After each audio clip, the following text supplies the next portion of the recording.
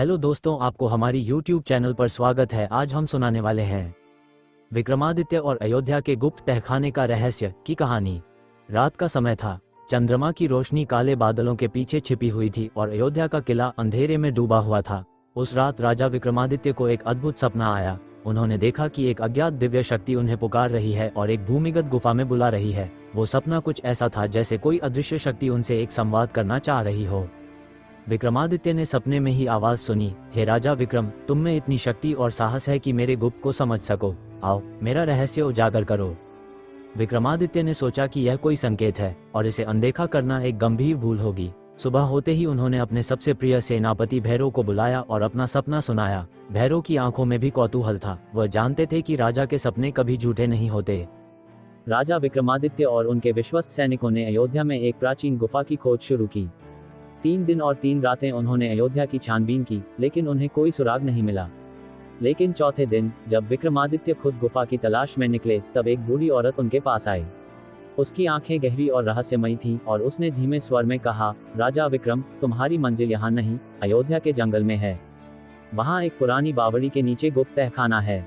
वही तुम्हें तुम्हारी खोज का उत्तर मिलेगा।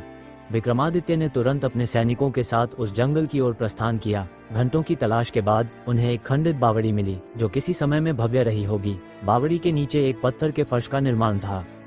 विक्रमादित्य ने अपनी तलवार से पत्थर को हटाने का प्रयास किया और कुछ ही देर में फर्श के नीचे एक छुपा हुआ द्वार दिखाई दिया। जैसे ही वे उस द्वार को खोलने लगे, एक गहरी आवाज गूंजी, जो कोई इस दरवाजे को खोलेगा उसे अपनी सबसे बड़ी बलिदान देना होगा। राजा विक्रम, क्या तुम तैयार हो?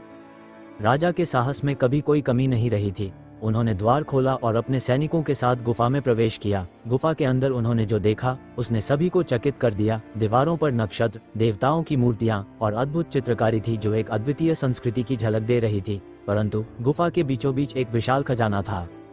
विक्रमादित्य ने खजाने को देखा और उसे छूने का विचार किया, लेकिन तभी उनकी आंखों में एक अनोखा दृश्य दिखाई दिया। उन्होंने देखा कि खजाना जैसे बोलने लगा, ये खजाना केवल उसे मिल सकता है जो खुद की बलिदान दे सके। तभी विक्रमादित्य ने ध्यान दिया कि उनके बगल में खड़ी उनकी छाया भी गायब होने लगी थी।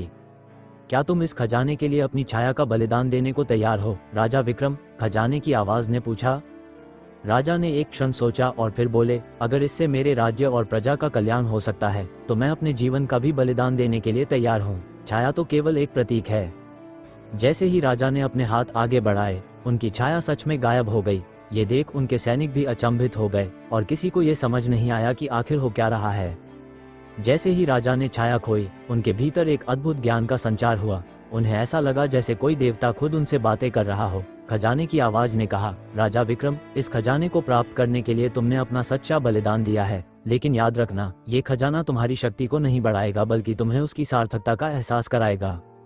इतना कहकर खजाने की आवाज समाप्त हो गई। राजा विक्रमादित्य ने फिर खजाने को अपने राज्य के कल्याण के लिए लेने का निर्णय किया। राजा ने खजाने को अपने राज्य में लाने का आदेश दिया, परंतु जैसे ही उन्होंने खजाने को हाथ में उठाया, उस खजाने का रंग बदलने लगा और वो धीरे धीरे धूल में बदल गया। ये देख सभी सैनिक चौंक गए और विक्रमादित्य के चेहरे पर मुस्कान आए। राजा ने समझा कि असल खजाना उस ज्ञान में था जो उन्हें इस यात्रा में मिला। उस खजाने की असल संपत्ति नहीं, बल्कि उनके भीतर का आत्मज्ञान था।